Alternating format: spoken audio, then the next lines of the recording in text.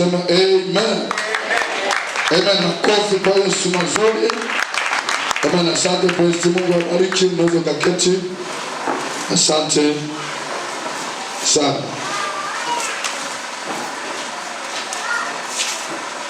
Na muda mchache wa kusema maneno ya Mungu.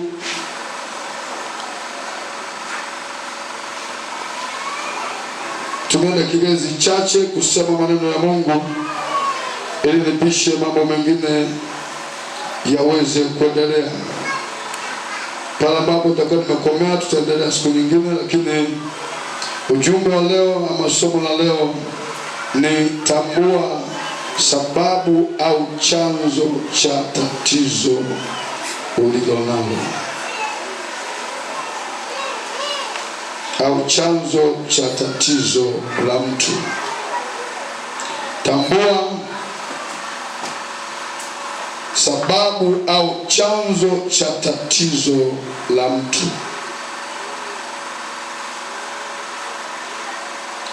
Tambua sababu au chanzo cha tatizo la mtu.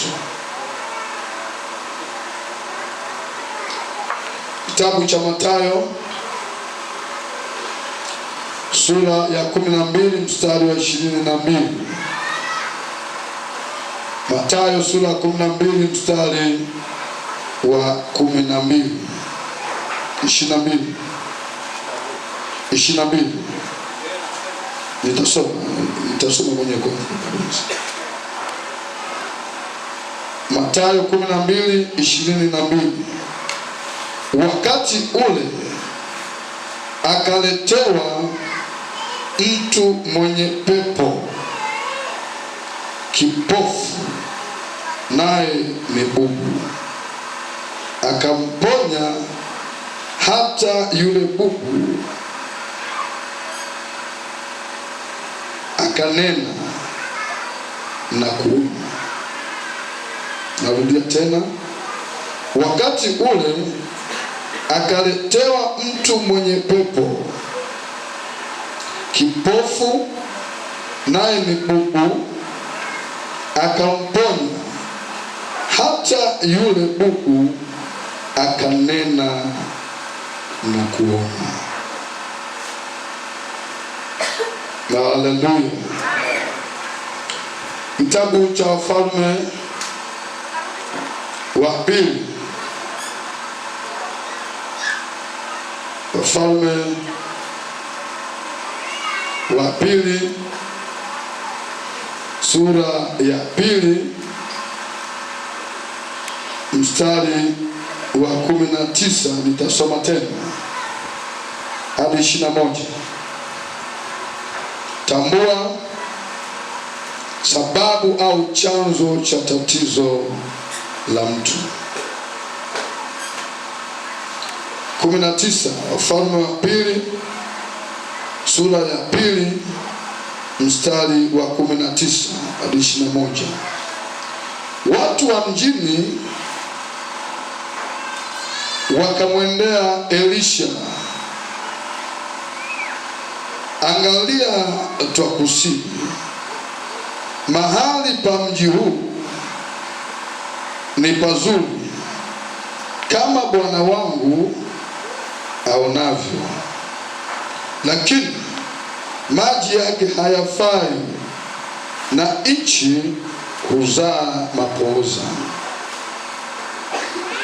Akasema, nileteeni chombo kipya, mtie chumvi ndani yake. Wakamletea. Akatoka akaenda mpaka chemichemi ya maji, akatupa ile chumvi humo ndani, akasema, Bwana asema hivi, nimeyaponya maji haya, hakutatoka huko tena kufa wala kuzaa mapooza. Hivyo yale maji yakapona hata leo, sawa sawa na neno la Elisha alilolinena. Asema amen. Sema amen. Tambua chanzo au tatizo, chanzo au sababu ya tatizo la mtu. Ukiweza kutambua chanzo, somo hili au ujumbe huu, baada ya kumaliza au tunapoendelea, utaweza kufahamu jinsi gani unaweza ukaepukana na tatizo. Haleluya, haleluya. Mwisho wa somo hili au katikati, utaweza kujua namna ya kujilinda ili usiingie kwenye tatizo la namna yoyote. Iwe ni tatizo la kiafya, iwe ni tatizo la kiuchumi, iwe ni tatizo katika ndoa, iwe ni tatizo katika huduma. Kwa somo hili au ujumbe huu utakusaidia kwanza namna ya kujilinda ili usije ukajikuta umeingia kwenye tatizo. Haleluya, haleluya. Lakini si kwamba litakusaidia wewe tu, lakini pia hata wewe unaweza ukamsaidia mtu mwingine tena, ukawa mshauri, ukaweza kumwelekeza, ukaweza kumtahadharisha ili asiingie kwenye tatizo. Wewe unaweza ukawa uko makini kuhakikisha husababishi tatizo, lakini unaweza kumsaidia mtu mwingine ukamwelekeza, badala ya kusubiri akaingia kwenye tatizo, wewe ukamwahi mapema ukamsaidia. Tuko pamoja? Haleluya, haleluya. Wewe ukamsaidia. Lakini pia somo hili litakusaidia namna ya kutoka kwenye tatizo.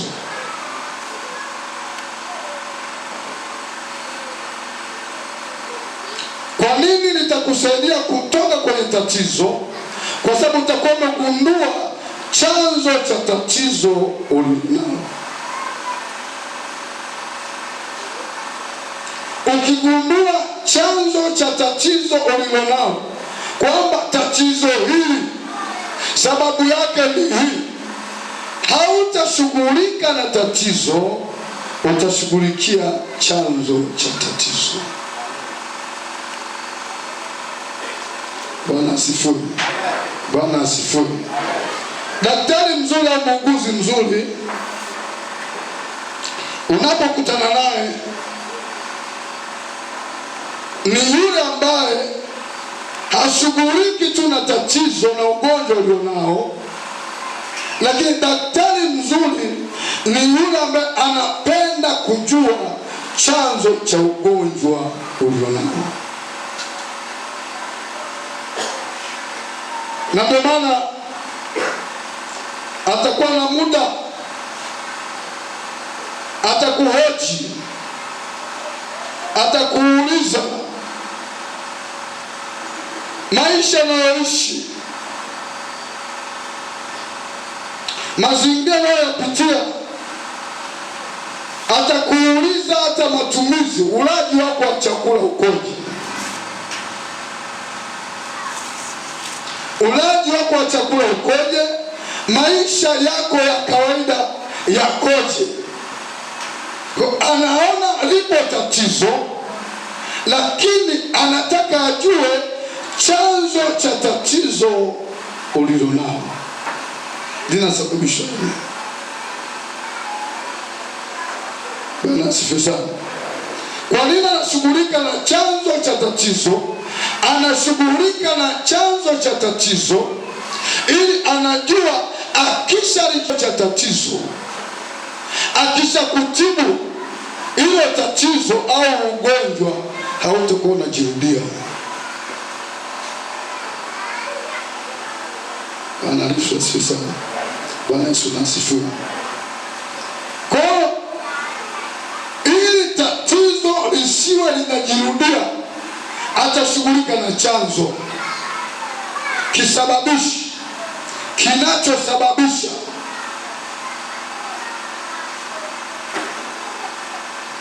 Bwana Yesu asifiwe sana. Tunaenda pamoja mpaka hapo? Tunaenda pamoja? Binti mmoja akaniambia, wakati nimempigia simu namwambia mimi nina shida ya fungus, kabla sijaenda hospitali, akanielekeza dawa ambazo napaswa kuzitumia, lakini akanishauri, akaniambia, baba, unavaa sana viatu. Hata kama dawa zitakusaidia, lakini punguza kuwa unavaa viatu. Kuna wakati waachia miguu yako, ilikuwa ni fangasi ya kwenye miguu, kwenye vidole, ili unapata hewa. Na nilipokutana na daktari tena akaniambia hivyo hivyo, akaniambia, wewe unavaa sana viatu, alafu bila shaka unavaa viatu, unavaa soksi ambazo zina unyevu. Kwa hata kama nitatibu tatizo lako hili, usiposhughulika na kile chanzo kinachosababisha upate fungus, utapona lakini utaugua tena. Haleluya. Bwana Yesu asifiwe sana. Bwana Yesu asifiwe. Vivyo hivyo kwenye maisha yetu ya kawaida, kwenye mambo ya rohoni, tusipojua kushughulika na chanzo cha tatizo, tutakuwa na matatizo yanayojirudia mara kwa mara. Utakuwa na ugonjwa unaorudi mara kwa mara.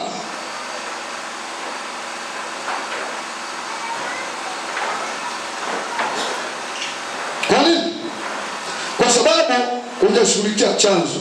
Kwa daktari akikutahadharisha, akikwambia uwe makini na vitu hivi, lazima uwe makini kuzingatia yale maelekezo ya mtaalamu.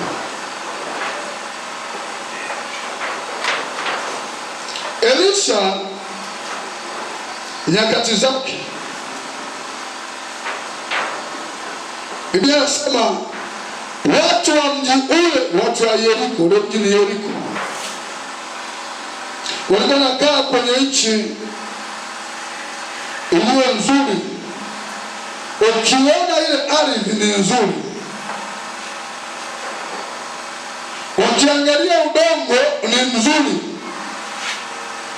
lakini mji ule wa Yeriko, ardhi ile ya Yeriko ilikuwa haiwapatii mazao. Wanajitahidi kulima, wanaweka mbolea, wanamwagilizia maji, lakini kila wanapolima hawapati matokeo, mazao hawayaoni. Ndio nasema ile ardhi ilikuwa ni tasa. maana ilikuwa haizai. Lakini hata kama inazaa, ilikuwa inazaa vitu vilivyokufa, inatoa mazao yaliyokufa. Wale watu walitafuta kila namna, bila shaka waliwahusisha wataalamu, wakapima udongo, kuna tatizo gani kwenye udongo huu. Lakini walitumia wataalamu kutibu ile ardhi, bado wakilima nchi inazaa mapooza au haizaa. Ndipo haleluya, haleluya, haleluya, ndipo wakapata ufahamu. Akili zao ziliposhindwa, utaalamu wao uliposhindwa, wakamkumbuka nabii, wakasema tunaye nabii. Haleluya, haleluya, haleluya. Wakamwendea nabii, wakamwonyesha, kaambia nabii, tunaomba Elisha, tunakuomba uje Yeriko,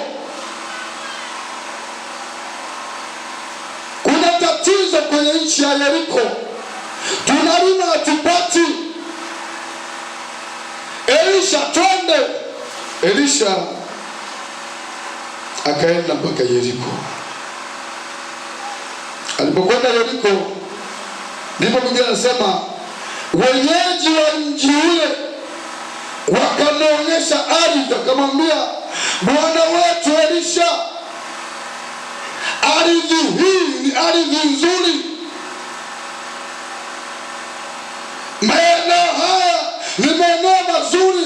Ukiona udongo, unaona udongo na afya, lakini tatizo ya nchi hii haizai. Nchini tasa, udongo huu ukitoa mazao, yanatoka mazao yaliyokufa.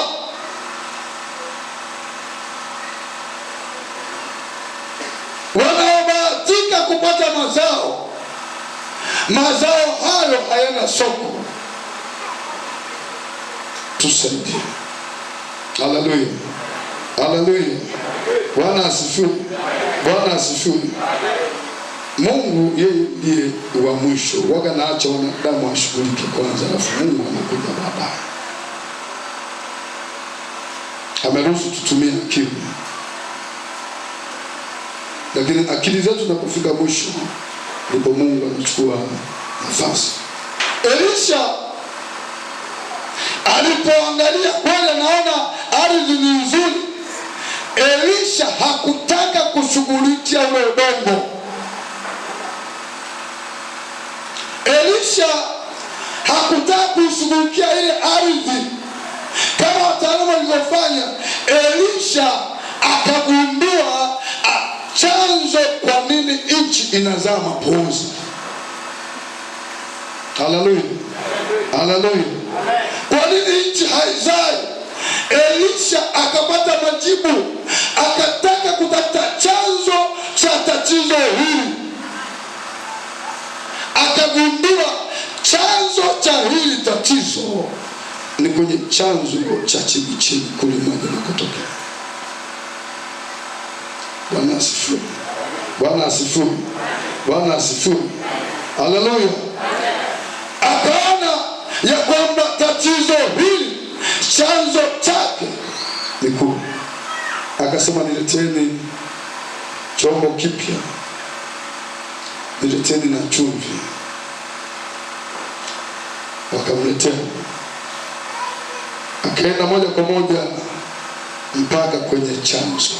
Sema chanzo. Chanzo cha tatizo la Yeriko. Akachukua chumvi,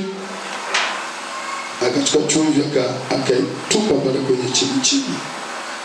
Akasema, Bwana asema kuanzia sasa ameiponya nchi. Haleluya, haleluya, haleluya, haleluya.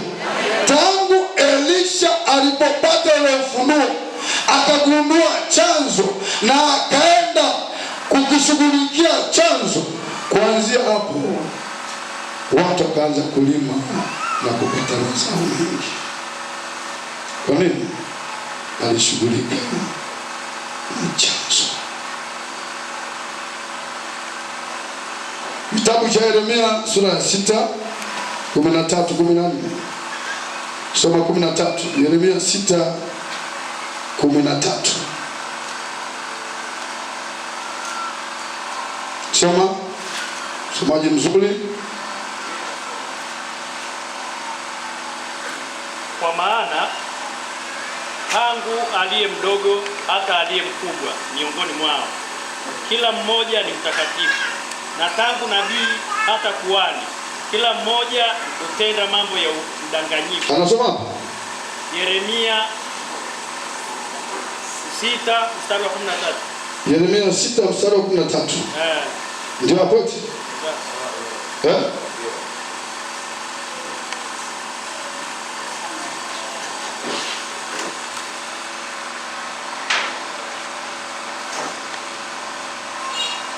Yeremia 6, hebu unaangalia vizuri.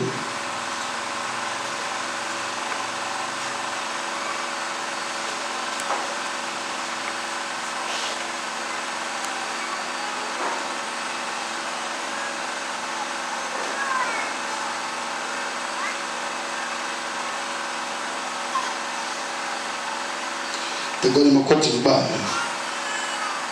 Lakini Biblia inasema Mungu anamtuma nabii Yeremia akawaambie manabii waliokuwepo nyakati zile, manabii wa uongo. Walikuwa manabii wa nyakati zile ambao walikuwa kinyume na nabii wa kweli Yeremia. Wao watu walipokuwa wanakuja na shida zao, hawakutaka kushughulikia chanzo cha tatizo. Ukipata 14 kusoma. Wameponya jeraha. Soma vizuri sasa. Wameponya jeraha ya watu wangu juu tu. Anasema wameponya jeraha ya watu wangu juu tu. Yeremia 6:14. Wakisema amani, wala hapana amani. Haleluya. Watu hawa, manabii hawa, watumishi wa Mungu hawa, hawakutaka kushughulikia chanzo cha tatizo. Wanaponya jeraha kwa juu. Ukishughulikia tatizo bila kushughulikia chanzo, unaponya jeraha kwa juu. Tatizo litabaki lipo. Haleluya, haleluya. Tatizo litaendelea, utatibu kwa juu, lakini usipokwenda ndani kushughulikia chanzo cha tatizo, ile tatizo litaisha kwa muda, lakini tatizo hilo litarejea tena. Ndio maana Elisha akapata ufahamu huu, akasema nikishughulikia juu tatizo litakwisha, lakini nachotaka lazima nijue chanzo cha tatizo hili kinatokana na nini. Akashughulikia chanzo. Asiyeshughulikia chanzo anawaambia watu, manabii wakati wanasema amani, hawaendi kwenye chanzo. Leo tunashughulikia chanzo. Sema amen. Sema amen. Sema amen. Tunashughulika na chanzo. Kijue chanzo cha tatizo lako, ili ama ukishughulikia wewe mwenyewe. Amen.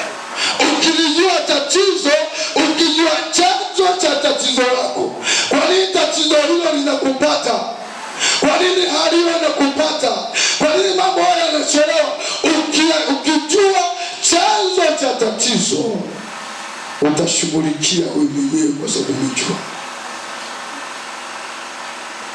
Haleluya, haleluya, haleluya.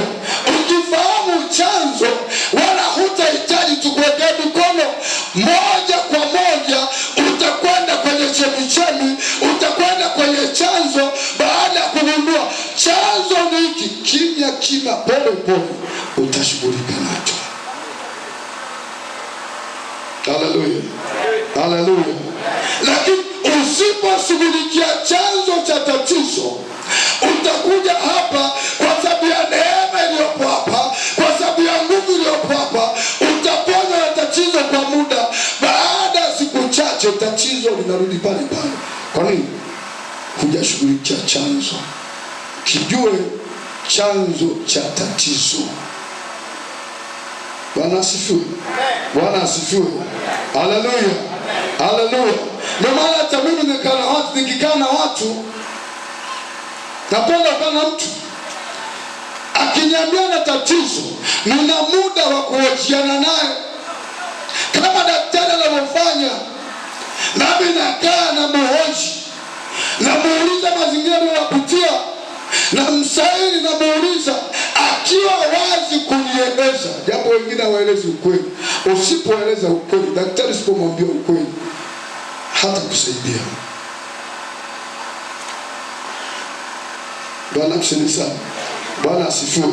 Ukipata nafasi ya kuonana na mtumishi wa Mungu anapokuhoji, ndio maana tunasema tuonane na mtu mmoja mmoja. Ila kuonana na mtu mmoja ni kutaka kumhoji mtu, wewe kwa nini jambo linakupata? Kwa ataeleza historia, utamuhoji. Baada ya hapo unakuwa na uhakika kwamba tatizo lako limekwisha. Kwa nini? Umekigundua chanzo. Sasa kuna mtu akipata nafasi ya kumwona mtumishi wa Mungu, haweki taarifa zake wazi, anaficha. Ukishaficha, hicho unachokificha ndicho chanzo. Na kama unakijua, hata kama umeficha, nenda kakishughulikie. Bwana asifiwe. Haleluya, haleluya, haleluya. Chanzo cha kwanza cha tatizo, chanzo cha kwanza cha tatizo ambacho napaswa kukishughulikia, chanzo cha kwanza ni dhambi. Chanzo cha kwanza ni nini? Ni dhambi. Dhambi ni chanzo cha tatizo.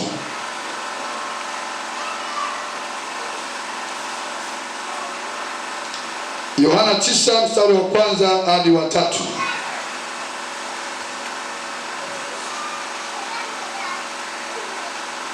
Yohana 9 mstari wa kwanza hadi wa 3. Soma upesi. Hata alipokuwa akipita, alimuona mtu kipofu tangu kuzaliwa. Hata alipokuwa akipita, endelea na microphone sasa. Hata alipokuwa akipita, alimuona mtu kipofu tangu kuzaliwa. Ndio. Wanafunzi wake wakamuuliza wakisema, wanafunzi wa Yesu walipomwona yule mtu kipofu wakamuuliza wakisema, Rabi, ndio, ni yupi aliyetenda dhambi, mtu huyu au wazazi wake, hata azaliwe kipofu? Ni yupi aliyetenda dhambi, mtu huyu au wazazi? Yesu akajibu, huyu hakutenda dhambi wala wazazi wake, bali kazi za Mungu zidhihirishwe ndani yake. Haleluya, haleluya. Wanafunzi walielewa kwamba huyu mpaka amekuwa kipofu ametenda dhambi. Kama sio yeye, basi ni wazazi wake. Ila hawakujua, walichojua kwamba huyu mpaka amekuwa na tatizo hili, sababu ni dhambi. Sasa mwalimu, tueleze ni nani aliyetenda dhambi? Yesu akawajibu, haleluya, akawajibu akawaambia, sio kila tatizo alilonalo mtu linatokana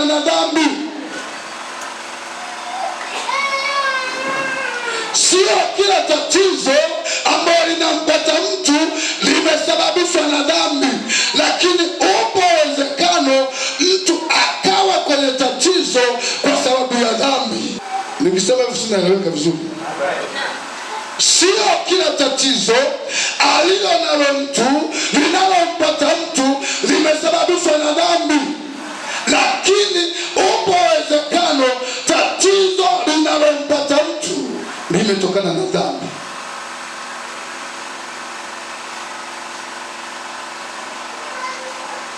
Dhambi ni chanzo cha tatizo la mtu.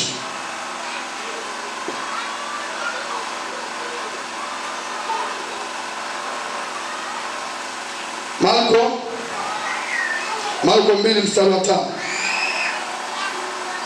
Marko 2:5.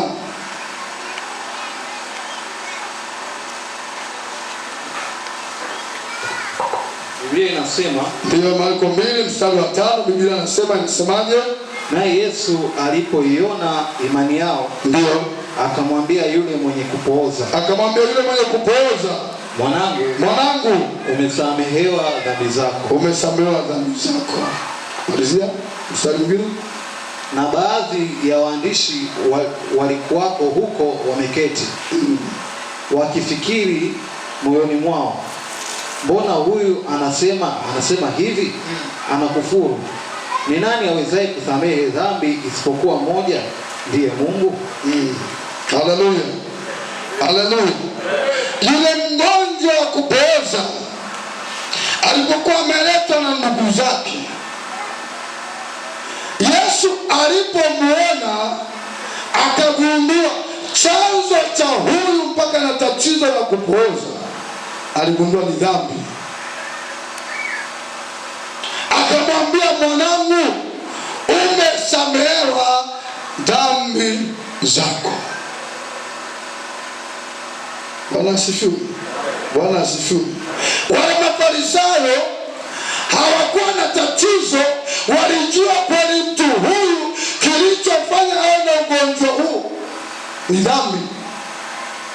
Hicho alifahamu, lakini wanahoji mamlaka ya Yesu. Ni nani aliyekupa mamlaka ya kusamehe dhambi? Lakini Yesu, swala yule mgonjwa kwamba tatizo lake limesababishwa na dhambi, hawakuwa na shaka nao. Walijua tatizo hili ni kweli limesababishwa na dhambi, na Yesu akashughulika na chanzo. Haleluya, haleluya. Asingeweza kushughulika na jambo lingine, akamwekea mikono, akamwombea, akamtabiria, alafu akamwacha. Alijua mtu huyu, hata kama nitamtabiria, hata kama nitamwambia hivi, kama hajashughulikia dhambi hawezi kupona.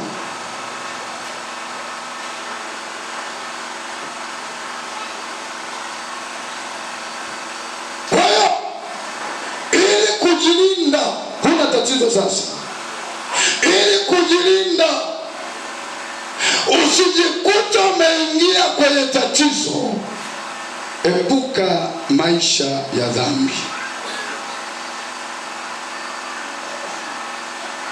Na hata ukimwona kuna mtu anafanya dhambi, kabla hajaingia kwenye tatizo, msaidie, mwambie, hiyo dhambi unaoipanda utaivuna. Ukishughulika na dhambi, umemponya mtu ndani. Usiposhughulika na dhambi, unaponya jeraha kwa kiujuu tu. Haleluya, haleluya, haleluya. Kwa hiyo tunaposema usifanye dhambi, hiyo ni kwa faida yako. Unaweza kaa huna tatizo leo, lakini kwa sababu ya maisha ya dhambi unalivuta tatizo linakuja. Unaweza kuwa unachelewa kupata majibu yako. Kinachofanya majibu yako yachelewe kuja ni dhambi. Dhambi inazuia lile kusudi la Mungu kwako. Haleluya, haleluya. Dhambi inazuia kusudi la Mungu litimie kwako kwa sababu ya dhambi. Kwa lazima ama ujilinde na dhambi, au kama una dhambi shughulikia dhambi, na dawa ya kushughulikia dhambi inashughulikiwa kwa kuitubu. Haleluya, haleluya, haleluya. Dhambi inashughulikiwa kwa kutubu ili upate msamaha. Kutubu kwa kumaanisha kwamba ninatubu, sitafanya tena. Unaposhughulika na kitu kinaitwa dhambi, unapotubu dhambi, mlango unafunguka wa Mungu kuja kujidhihirisha kwako. Bwana asifiwe. Bwana Yesu asifiwe sana. Tunaenda pamoja. Haleluya. Kwa dhambi inaua. Dhambi ni mauti. Dhambi ni chanzo cha tatizo. Japo si kila tatizo linasababishwa na dhambi, lakini kagua maisha yako. Je, hakuna dhambi?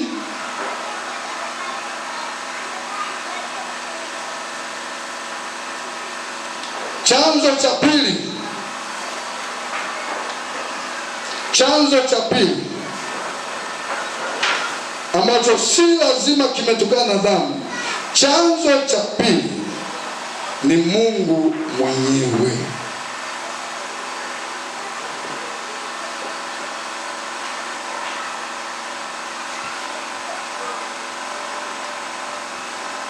Chanzo cha pili ni Mungu mwenyewe.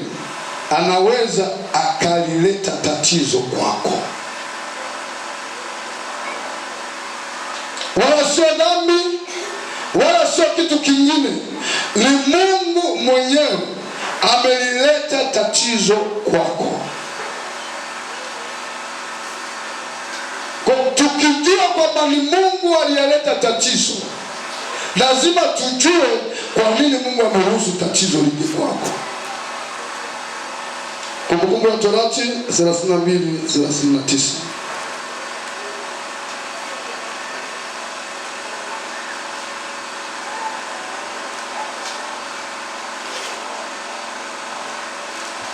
Kumbukumbu 32 mstari wa 39. Biblia inasema, fahamu sasa ya kuwa mimi ndiye. Soma vizuri Dennis, soma kama mtumishi wa Mungu. Fahamu sasa ya kuwa mimi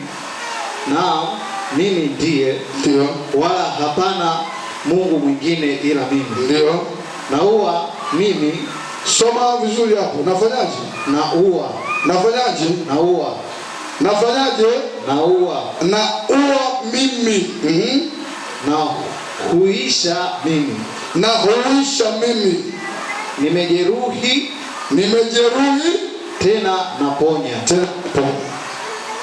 Wala hapana awezaye kuokoa katika mkono wangu. Wala hapana awezaye kuokoa katika mikono yangu. Huyu ni Mungu mwenyewe. Anasema mimi ninaua. Haleluya. Haleluya. Unafikiri Mungu huyu anasema mimi ni Mungu, mimi ninaua, nina uwezo wa kuua, ninaua, nikiamua kuponya ninaponya, nikiamua kuhuisha na huisha. Mimi nimejeruhi na mimi ninaponya. Kwa kuna tatizo linaweza likampata mtu likaja kwake, kwa sababu ni Mungu mwenyewe ameiruhusu lije kwako. Bwana asifiwe. Haleluya. Kwa nini Mungu aruhusu tatizo lije kwako? Kwa nini? Sababu ya kwanza Mungu anaruhusu tatizo lije kwako, anakuwa na sababu. Sababu ya kwanza ni sehemu ya adhabu, ni adhabu. Ni adhabu. Mungu anakuadhibu kwa kulileta tatizo. Samueli wa pili 12:13 hadi 15.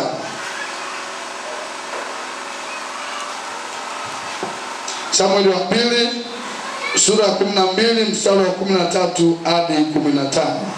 Biblia inasema, ndio, Daudi akamwambia Nathan, nimemfanyia Bwana dhambi. Nathan akamwambia Daudi, Bwana naye ameiondoa dhambi yako, hutakufa.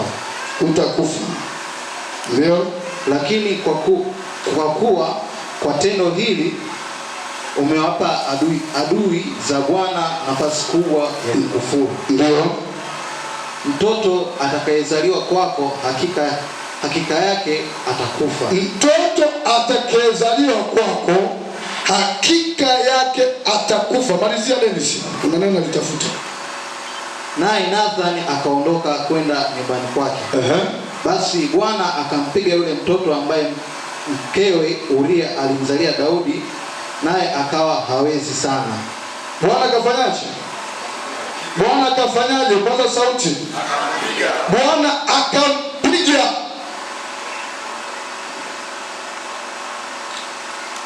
Yule mtoto hakupigwa na shetani. Yule mtoto alipigwa na Mungu mwenyewe. Anamwambia, nimekusamehe dhambi uliyoifanya, wala hutakufa,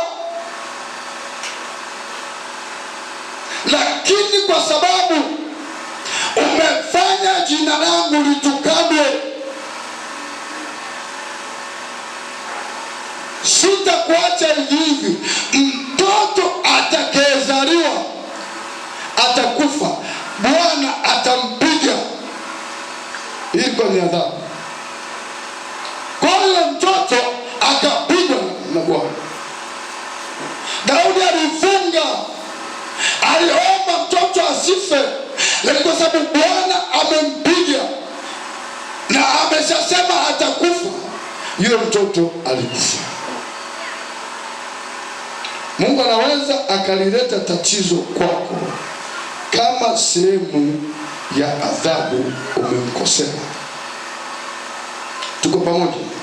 Bwana Yesu nasifiwe. Bwana Yesu nasifiwe. Anaruhusu tatizo. Kwa nini? Kwa sababu umemkosea, anakupa adhabu.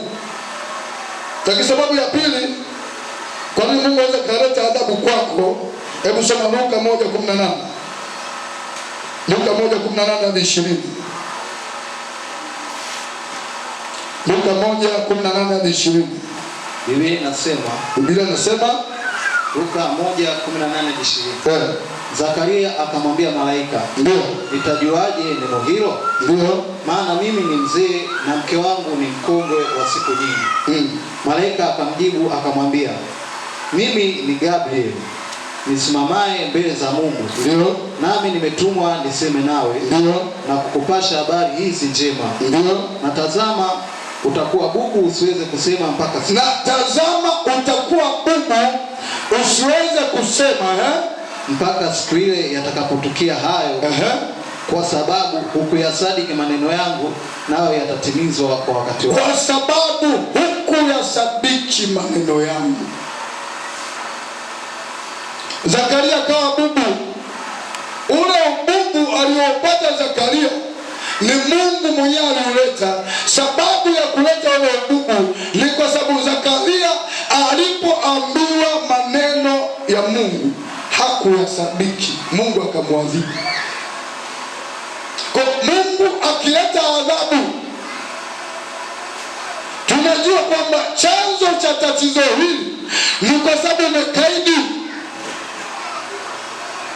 Mungu amelileta tatizo, ni adhabu amelileta, mpaka yeye mwenyewe utakapotubu anaweza kaiondoa. Haleluya, haleluya. Bwana Yesu nasifiwe. Ndio kwa nini Mungu aruhusu tatizo lije kwako? Sababu ya pili ni ili kukujaribu, ili kuipima imani yako.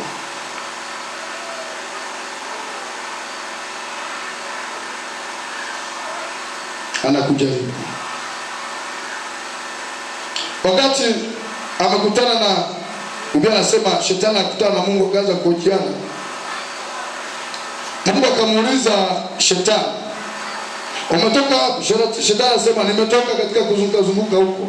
Mungu akamwambia, katika kuzunguka kwako umemwona mtumishi wangu Ayubu anavyonicha, alivyo mwadilifu, alivyo mtii, umemwona? Shetani akasema nimemwona, lakini nafikiri yule anakutii bure. Siwezi, kwa sababu umembariki, kwa sababu umemlinda, umezungushia kigo, siwezi kumgusa, yuko salama. Kazi za mikono yake umezibariki, lakini gusa uone kama ataendelea kupenda. Na Mungu alitaka athibitishe. Haleluya, haleluya, haleluya. Mungu alitaka athibitishe kuruhusu tatizo kwa Ayubu. Nilisema jana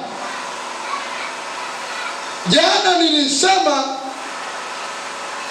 Mungu anaweza akaruhusu tatizo likaja kwako ili kukujaribu kama unampenda. Na tatizo ambalo Mungu analileta haliondolewi kwa kukemea, haliondolewi kwa kutubu dhambi, kwa sababu hujafanya dhambi. Ni yetu ameruhusu, anataka aipime imani yako. Kwa hiyo ukakagua una makosa gani? Huna makosa, huna dhambi, lakini ameruhusu tatizo limekupata ili aipime imani yako. Sema amen. Sema amen. Haleluya, haleluya. Na tatizo ambalo Mungu ameliruhusu kama jaribu, ana wakati wake wa kuja kuliondoa. Kwa tunapokaa na watu, naweza nikajua kwamba mtu huyu tatizo alilonalo, majibu yake yanakawia, hapati hiki anachokihitaji. Naweza nikajua huyu si dhambi wala sio shetani, lakini tatizo la mtu huyu ni Mungu mwenyewe ameruhusu kama jaribu.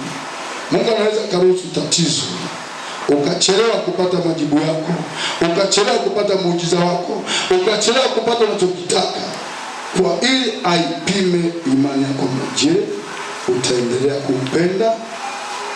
Haleluya.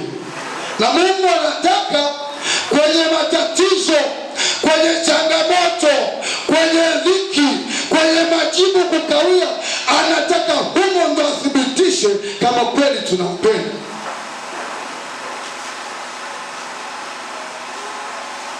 Hawezi akathibitisha kwenye starehe, hawezi akathibitisha unapokunywa maziwa na asali, hawezi kuthibitisha unapokuwa na furaha, mambo yako ni mazuri. Kama unampenda, anathibitisha anapokuingiza kwenye tatizo. Je, utaendelea kumpenda? Ukifanikiwa, ndipo Biblia inasema jaribu lililowapata ni jaribu ambalo ni kawaida ya wanadamu, lakini pamoja na hilo jaribu Mungu atafanya mlango wa kutoka kwenye jaribu. Ni Mungu mwenyewe anaufungua. Haleluya, haleluya, haleluya. Huwezi ukalikemea jaribu. Ukilikemea jaribu unamkemea Mungu. Kwa kutoka kwenye jaribu, na ni lazima mtu ujue kwa tatizo nilionalo, je, ni dhambi? Kama ni dhambi tu, na kama sio dhambi, unagundua jambo hili limenipata kama jaribu, endelea kusubiri mpaka Mungu atakapokuja kufungua mlango wa kutoka kwenye hilo tatizo. Haleluya, haleluya. Endelea kusubiri mpaka anakuja kutoa kwenye tatizo. Kwa jaribu, inawezekana tatizo unalo chanzo chake ni Mungu mwenyewe ameamua kuipima imani yako. Hapo hatuna namna nyingine zaidi ya kumwombea mtu kwamba Mungu mtie nguvu mtu huyu aweze kulivuka jaribu hili na kushinda. Sema amen. Sema amen. Sababu ya tatu, kwa nini Mungu anakaruhusu tatizo kwako ambayo litokana na dhambi na sababu nyingine yote. Sababu ya tatu, ili Mungu kwa tatizo hilo ajipatie utukufu. Mungu anatumia tatizo ulilonalo ajitwalie utukufu.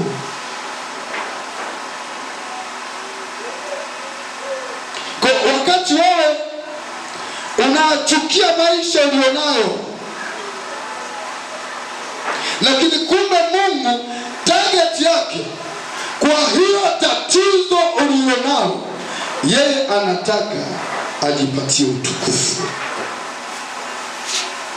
ajisifu, amwambie shetani kwamba mtu huyu pamoja na dhiki anayoipitia, pamoja na mateso anayoyapitia, lakini bado ameendelea kunipenda. Si unaona? Mungu anajivuna. Haleluya. Anajivuna anapomwona mwana wake, mtoto wake aliyeokoka anapotembea kwenye shida, anapotembea kwenye tatizo, alafu bado anaendelea kusema Yesu ni Bwana. Mungu anajivuna. Tatizo lilonalo, majibu hayo yanapochelewa kuja, watu wanapokucheka, watu wanapokuzomea, lakini bado umeendelea kuilinda imani. Hujaacha ibada, hujaacha maombi, hujaacha huduma, hujaacha hiki, bado nasema Yesu ni Bwana. Mungu anajivuna. Haleluya, haleluya, haleluya, haleluya. Unapotembea kwenye hali ngumu, kama Mungu ameruhusu, yeye anapata utukufu. Shida unaipata wewe, lakini Bwana anajivunia hayo maisha unaoyapitia. Sema amen. Sema amen. Sema amen. Sema amen. Na ukijua kwamba Bwana anajivuna kwa tatizo nililonalo, kumbe Bwana anajivunia, linampa utukufu. Utakachosikia moyoni, utasikia moyo wako una furaha. Haleluya. Utasikia unakata tamaa kwa sababu unasikia signal. Roho Mtakatifu anakuambia, mwanangu, kwenye tatizo hilo mimi ninajivuna, endelea mbele. Amen. Kwenye shida ulionayo, Mungu anapata utukufu unapoendelea vizuri. Haleluya. Kwenye tatizo ulilonalo, Mungu anapata utukufu. Hujakengeuka, hujakimbia kimbia, bado umesimama kwenye imani, bado nasema ninamngoja Bwana, liwalo na liwe, ninamsubiri Bwana. Bwana anajivuna kwa ajili ya tatizo ulilonalo. Sema amen. Sema amen. Lakini Mungu anajivuna kupitia tatizo lako anapokuja kuliondoa. Bwana asifiwe. Bwana asifiwe. Bwana asifiwe. Ameliweka hilo tatizo, ameliacha liwe kubwa, ameliacha liendelee, ameacha kicheko kuendelee, kusimama kuendelee, ili atakapokuja kuliondoa hilo tatizo, utukufu wake utakuwa mkubwa. Mungu hapendi kushughulika na matatizo madogo madogo, haya utukufu sana. Anashughulika na tatizo kubwa, analifuga liwe kubwa. Sema analifuga. Sema analifuga. Haleluya. Haleluya. Haleluya. Analiacha tatizo kama Yesu alivyoliacha tatizo la Lazaro. Lazaro anaumwa, wametumwa watu, Yesu, Lazaro anaumwa, nenda kamponye. Yesu akasema ugonjwa aliompata Lazaro sio wa mauti, ila kazi ili Mungu apate kujipatia utukufu. Hakwenda kumponya Lazaro, haleluya. Hakufanya haraka kwenda kutatua tatizo la Lazaro. Alichofanya Yesu, alisubiri akalifunga tatizo lile kubwa, Lazaro afe. Alipokufa baada ya kwenda upesi, alipokufa akasubiri siku ya kwanza, akasubiri siku ya pili, akasubiri siku ya tatu, siku ya nne ndipo Yesu akatokea, haleluya, akiwa Lazaro amekwisha kuzikwa. Akasema jambo hili litakalo kwenda kulifanya kwa Lazaro, dunia itasema hakika huyu ni mwana wa Mungu.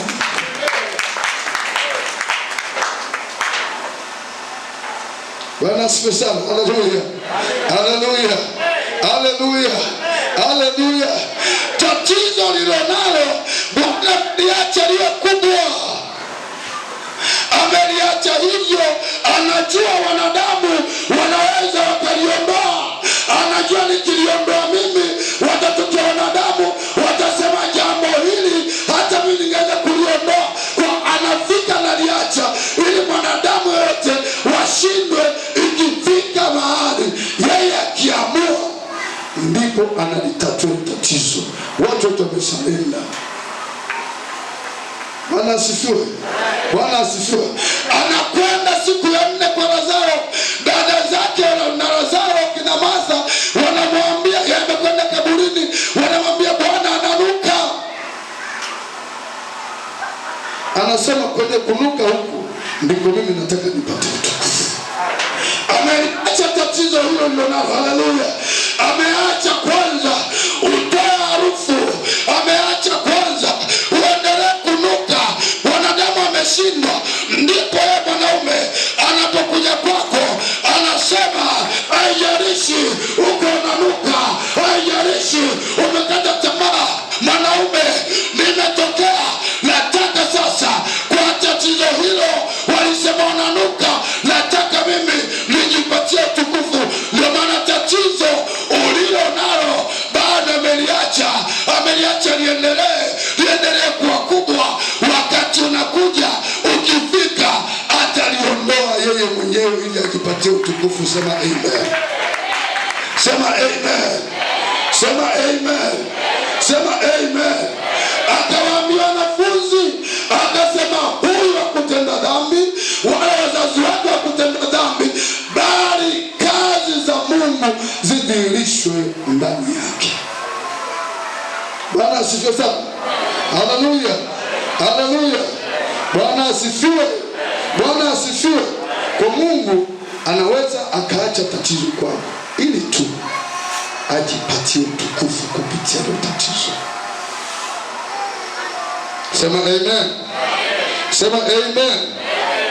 Ndio sababu ya pili. Sababu nyingine ya nne, ama Mungu anaweza akaruhusu tatizo lije kwako, akaruhusu yeye mwenyewe tu, akaruhusu. Nenda wewe, tatizo nenda wewe, ugonjwa nenda wewe, mauti nenda wewe, maskini nenda, nimekuruhusu.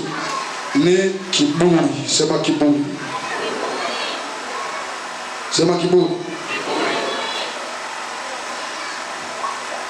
Jadhari na kiburi. Kiburi kinafungulia tatizo Mungu alilete kwako. Wakorintho wa pili sura ya 12 mstari wa 7. Soma upesi. Biblia inasema, lakini kila mmoja hupewa ufunuo wa roho kwa kufaidiana. Maana mtu mmoja kwa roho apewa neno la hekima, na mwingine. Wakorintho wanasoma Wakorintho ngapi mzima? Wakorintho wa 2:12 mstari wa 7, sio? Biblia inasema, na makusudi nisipate kujivuna kupita kiasi. Na makusudi nisipate kujivuna. Kujivuna ni kuwa na kiburi kupita kiasi.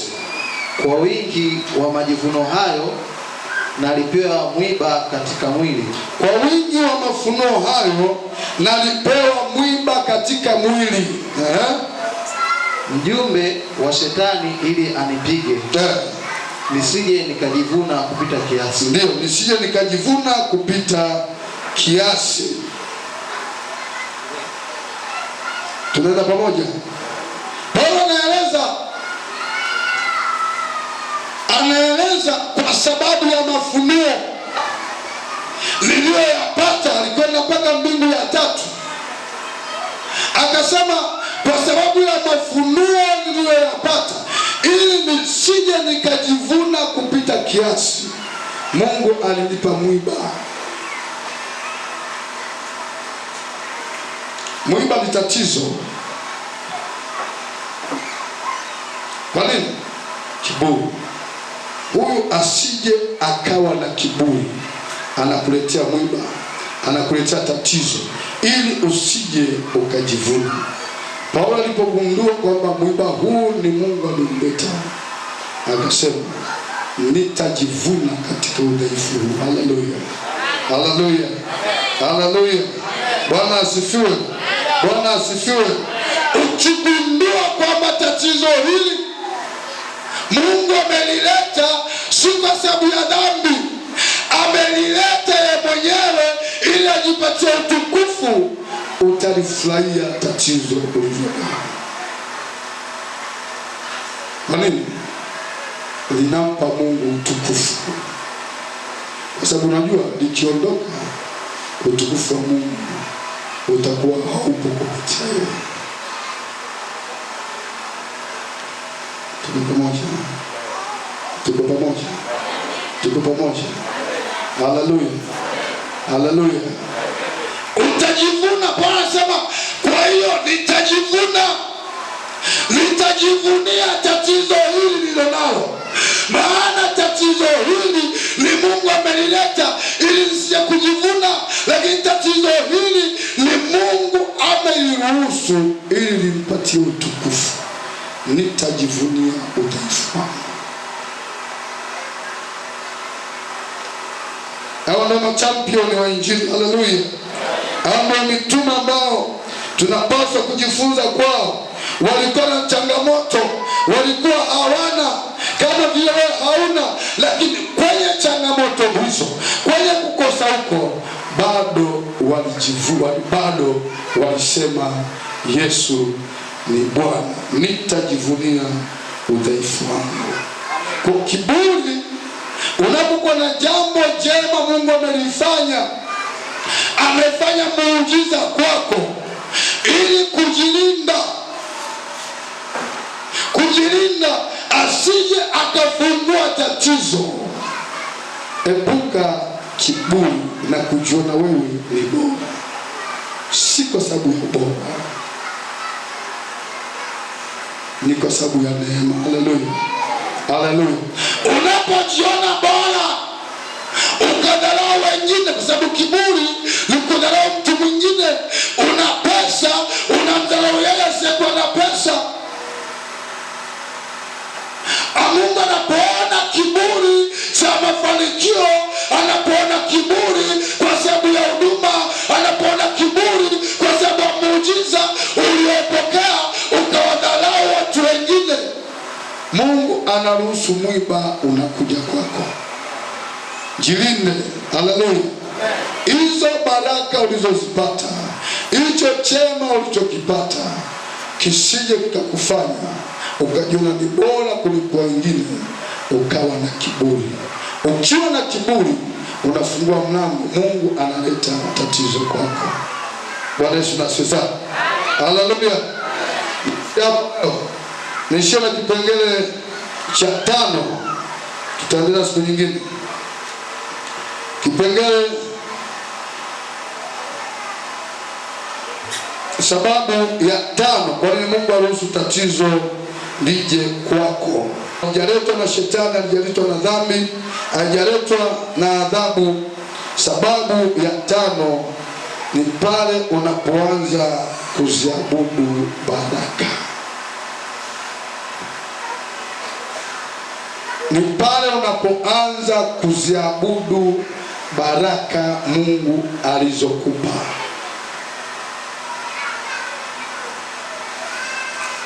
Baraka ambayo Mungu amekupa inapochukua nafasi ya yeye kuabudiwa,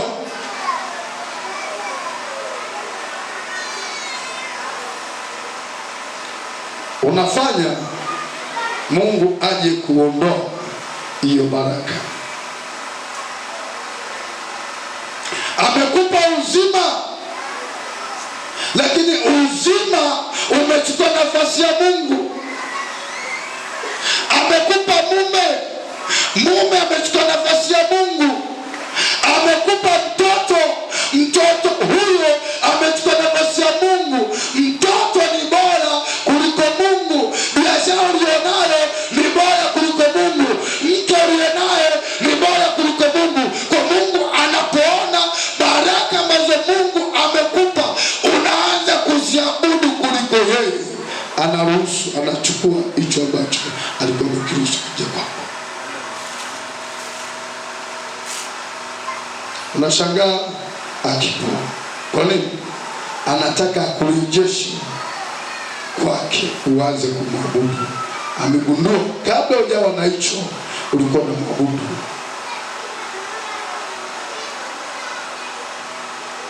Kabla hujapata hicho, ulipokuwa mzima, ulipokuwa mgonjwa, Mungu alikuwa nafasi ya kwanza. Alipokupa uzima ukamwacha, naye anataka wewe uendelee kumwabudu. Anachofanya, anaruhusu ile tatizo linakuja kwako, kwa sababu amekupa afya. Alitaka afya aliyokupa, bado ibada hiyo ni namba moja. Amekupa kazi, amekupa biashara, bado Mungu awe ni namba moja. Lakini baada ya kupata hicho alichokupa, baada ya kupata hicho ulichokihitaji kwa muda mrefu, umepata mume, umepata mwenzi, umepata mchumba, basi Mungu hana nafasi. Anakuja na kiondoa hicho kinara. Unarudi kwenye tatizo lile lile. Yeye anaweza kufanya hivyo. Anasema hakuna awezaye kuokoa kwenye mikono yangu. Ni afadhali shetani akaruhusu tatizo, ni afadhali iwe ni dhambi utatubu, lakini napofika mahali Mungu akaruhusu tatizo wewe mwenyewe, kwa sababu umegeuka, umeacha kumwabudu yeye, unaabudu mafanikio, unaabudu afya, unaabudu hiki, anakuja anakiondoa. Hivyo basi, haleluya, haleluya, lazima ujilinde. Umebarikiwa, Mungu kuna kitu amekupa, lazima Mungu awe nafasi ya kwanza katika kumwabudu. Usipokuwa nafasi ya kwanza, maanake umegeukia miungu mingine. Anakuja Mungu, hiyo miungu anakuja anaiondoa. Unapomwona mtu amepata jambo hili, amepata kitu hiki, amepata baraka hizi, amegeuka, Mungu si kitu tena kwake, hampati kwa wakati, hampati kwenye maombi, hampati kwenye ibada, mshauri mapema kwamba hicho kilichokufanya ugeuke, usimwabudu tena Mungu, usimtii tena Mungu, Mungu anakuja kukiondoa. Geuka upesi. Tusisubiri mtu kapata na tatizo. Unamwona mtu anafanya hivi, ameacha ibada, wewe unamwangalia. Akishapata tatizo ndio unawaza kumsaidia. Mungu amelileta somo hili ili kutusaidia sisi tuweze kuepukana na matatizo, lakini tuweze kuwasaidia watu wengine wasiingie kwenye matatizo. Sema amen. Sema amen. Sema amen. Wote kwa mshauri wa mtu mwingine. Ukimwona ndugu yako anakwenda kombo, ukimwona ndugu yako anainuka, anakuwa na kiburi, anampuuza Mungu, usimwache hivyo hivyo, msaidie, mwambie ndugu yangu, umebadilika. Mungu anakuja kukiondoa hicho kitu kinachokufanya umwache. Utakuwa umefanya vyema. Simama mahali ulipo.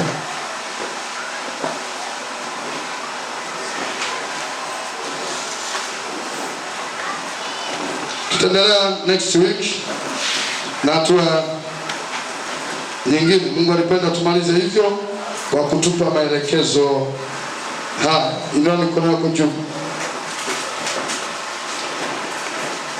Baba mtakatifu, leo umependa kutuasa, leo umependa kutufundisha, leo umependa kutukumbusha, leo umependa kututahadharisha. Naam, umefanya hivyo. Asante kwa kila mwenye masikio ya kusikia amesikia. Wewe unalituma neno lako ili kutuponya.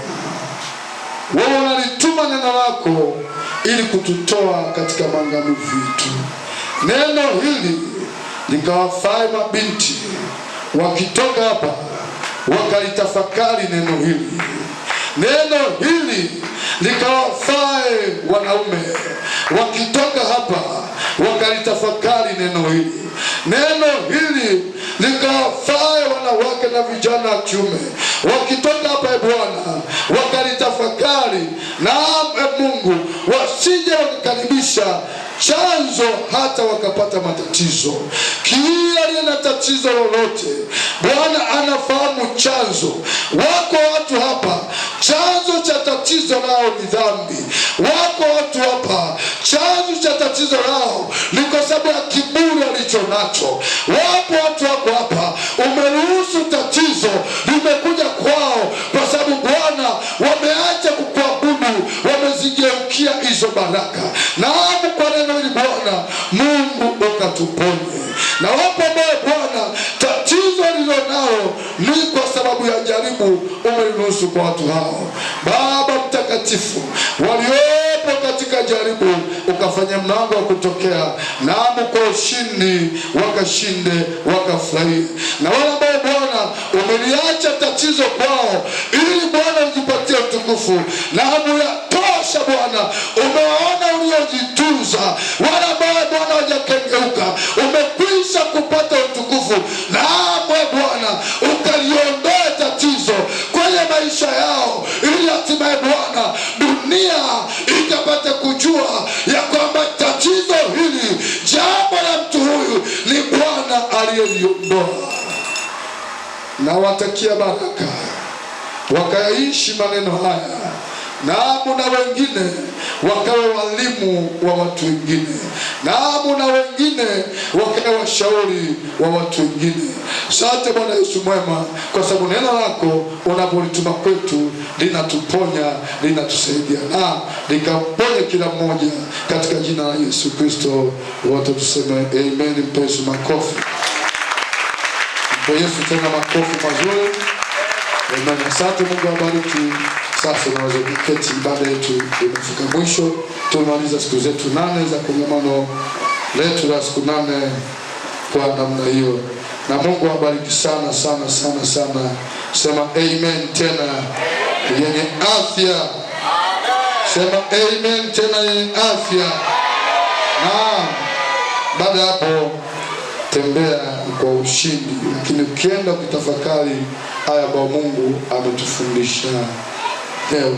Na Mungu akubariki sana.